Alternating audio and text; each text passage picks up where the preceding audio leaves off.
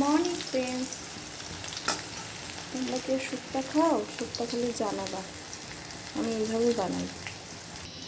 দেখতে পাচ্ছ করলা ভাজা হয়ে গেল। এবার আমি বেগুনটা ভেজে নেব। বেগুনগুলো দিয়ে দিলাম। দেখো আমার বেগুন ভাজা হয়ে গেছে। এবার বেগুনগুলো আমি তুলে নেব। এবার আমি রাঁধুনি ফোড়ন দিলাম। তারপরে সবজি, তোমরা সবাই মিশল সবজি দিলে ভালো হয়। আমার আলু পোয়াশ ছিল, পেঁপে ছিল, কাঁচা ছিল, এগুলো দিয়ে বানাই।